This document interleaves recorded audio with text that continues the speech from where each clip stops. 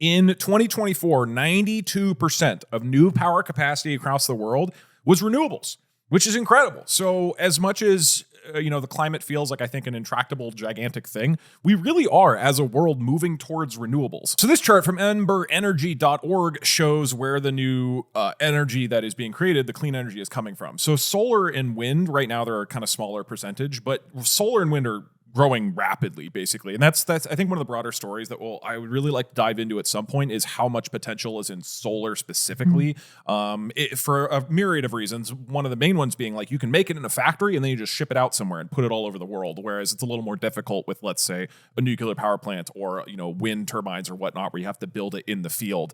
China is installing more renewable power than all other countries combined in 2024. So even China, who is like one of the dirtiest countries in terms of carbon emissions, is like really aggressively developing renewable energy and is basically the ones they're doing making all the solar panels. That's my understanding of China. Is they're building nuclear, they're building wind, they're building solar, they're building they're coal. Clean coal. They're doing everything. They're literally just like, we want all of the energy. Yes. I think it's estimated that their peak emissions are going to be hit either this year or next year right now. This idea that they're building so much renewable infrastructure that they're going to be curbing the total amount of carbon emissions they release. Yeah. And so India is on a pretty good track as well. Like, they're making especially cool because the more it's used, the more it drives the cost down, which makes it easier for other countries to get in on it. Like, it's cool. Yeah, I agree.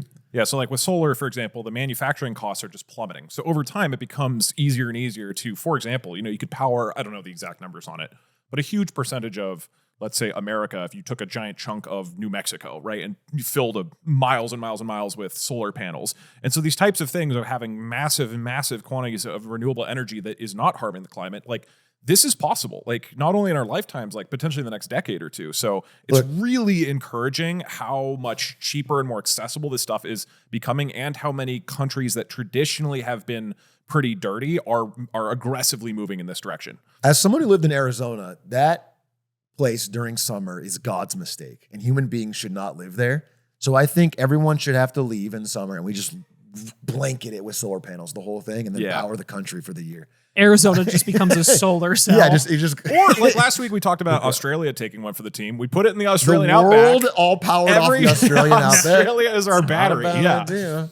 Who else has got good news? Oh wait, you want to follow up on that? So what I think is particularly crazy about this is the rate at which this has been improving. I think we were so used to, especially growing up, climate change being news being so bad for so long. Yeah. The idea that we're actually making pretty rapid advancement in the direction of improving it is one crazy to me. Like 40% of electricity in the world being made from clean sources now is absolutely surreal. And then at the scale of growth we're at, because I think it was 30% in 2023, I want to say, like we're improving so rapidly. A lot of individual countries becoming closer to that like 70% or 80% mark instead. I think there was a stretch of time where there was a 6-month stretch last year of, I think it was Uruguay. It's Uruguay or Paraguay. Forgive me. It's I think it's Uruguay. Where their entire furious at you.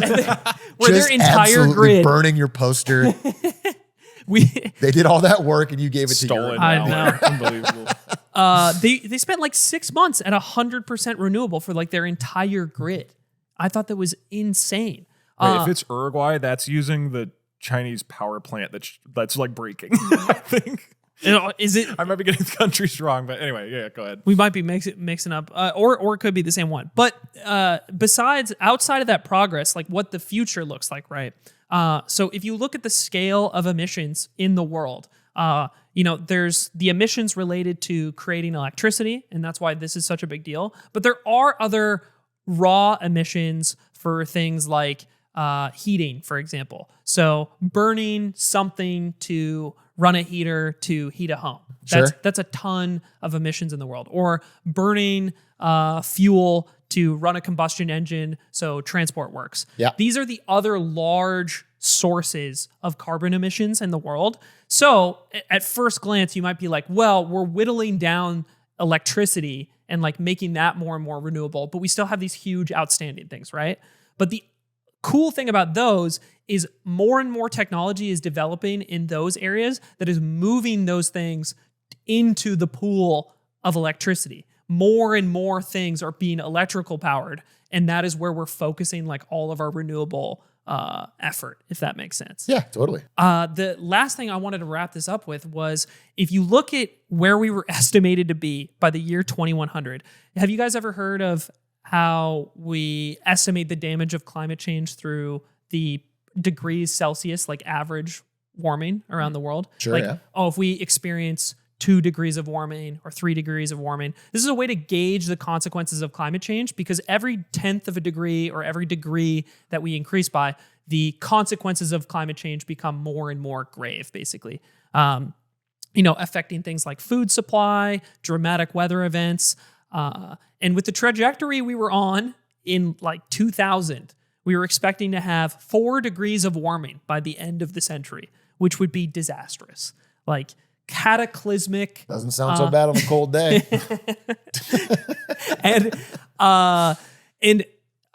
But now we've managed to, with where we're at right now, we've managed to bring that down to an expected like 2.7 to 3.5 degrees of warming, which admittedly still isn't great in terms of its consequence. But that's if we continued from where we're at right now, like the rate or the amount of renewables that we have at the moment. And then all these predictions just like draw straight lines, right? Mm-hmm. They find out but then everything in real life happens exponentially. Yeah. Once the incentives align, suddenly you go from very little solar to a lot of solar. Like once the price point exists that it becomes the best option, suddenly it just explodes. Like that's the way things just seem to work in the real world. And that's how it's happening now, right? Yeah. Like this is like things like solar drastically increasing in such a short period of time. And then we'll see the benefit from that as this technology continues to improve. The projections of the warming over the course of the next 80 years are going to continue to get way, way better. I don't know, that's pretty fucking sick.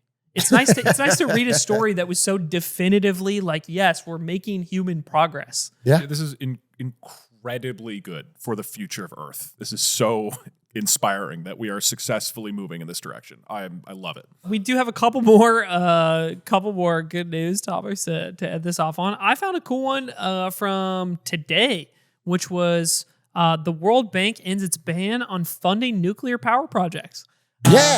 Yeah. Wait, this is like a bigger story. This is happening all over the world. Mm-hmm. There has been movement, broad-based movement in Europe, in America, in Asia, to like re-examine nuclear and get projects moving.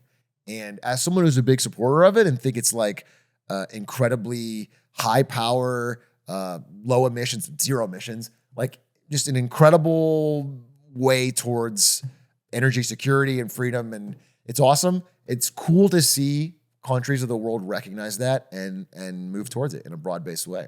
Yeah, I was surprised by the amount of news I've seen around this year. And even in the past month, I feel like a lot of stuff has been moving in the same direction. I have a question for you. Say I'm listening to this and I'm like, A-Track, you never think about the nuclear waste and where they're going to put the nuclear waste. Yeah. I would love to talk. I wish we'd do a whole episode on it.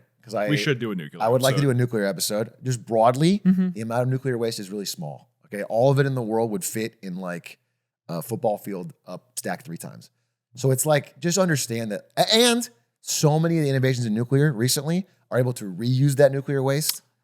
So I did hear about that. I can go way deeper on this and I can do a whole private, but just generally, it's not like I'm not aware of nuclear waste when I'm pro-nuclear. I'm like, that doesn't exist. I am not thinking that everyone's turning into Spider-Man or whatever. There's like, I believe that there is simple, cost-effective solutions for this and that it does not make this incredible energy source not a good idea. That's my opinion. That's where I stand on nuclear. Yeah, and there's 2 cool things that are semi-related to that. One is PBR is a new type of nuclear reactor, which uses, I forget, I believe it's uranium. That's Blue Ribbon? Yeah, it's PBR. That you drink that and you get a nuclear energy to like go out and have fun. Dude. And then we capture that energy.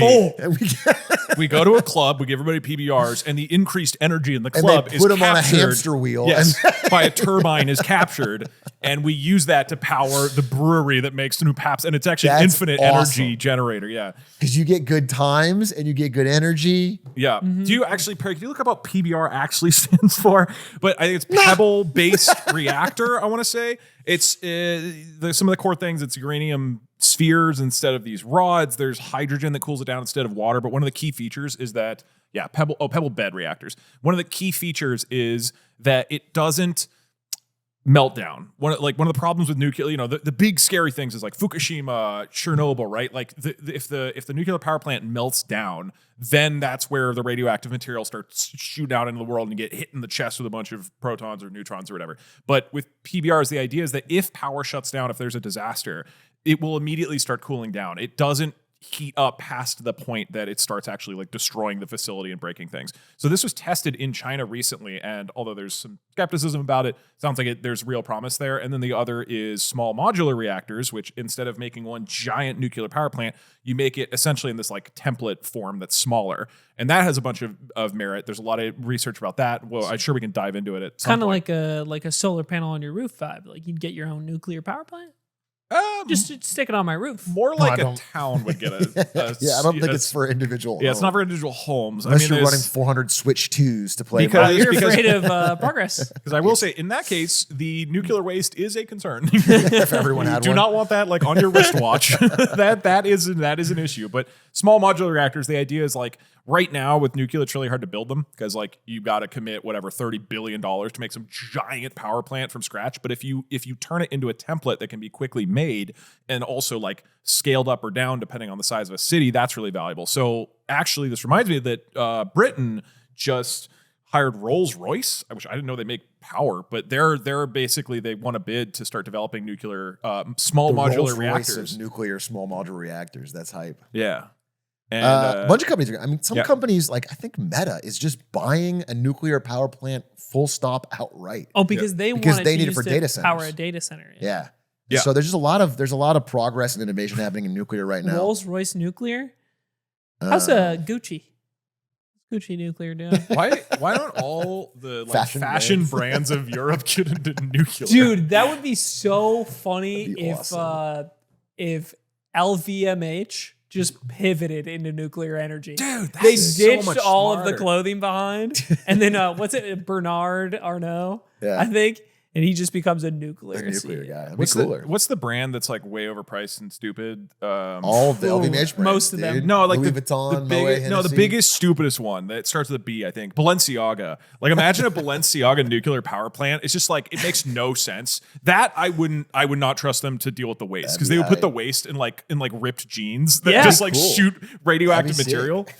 Just Doug naming off cool Dude, shit. you mentioned Fukushima. I mean, even Japan, which after Fukushima, which is one of the, I think the most recent large nuclear disaster, they put a law that was like stopping the lifespan of their nuclear reactors. They just repealed that law. They just realized as they got closer to the timeline, it's like, it is such a big part of their energy mix. It's so helpful. It's so efficient that it was a panic mode that they did. And they got rid of it. So it's just happening even in countries where it's been affected because you can't argue with the numbers on it. It's cool. You know what else is great news about that? Yeah. Countries that have a tendency to do not super cool human rights things, Okay. like Russia, that's, it's largely what powers them. Like Russia has, so much of their economy is based around selling gas to Europe. It's like the more that every country around the world can become self-sustainable via solar or nuclear and energy stops being this like resource you have to like fight over. It's like, it enables countries to not be dependent and enable other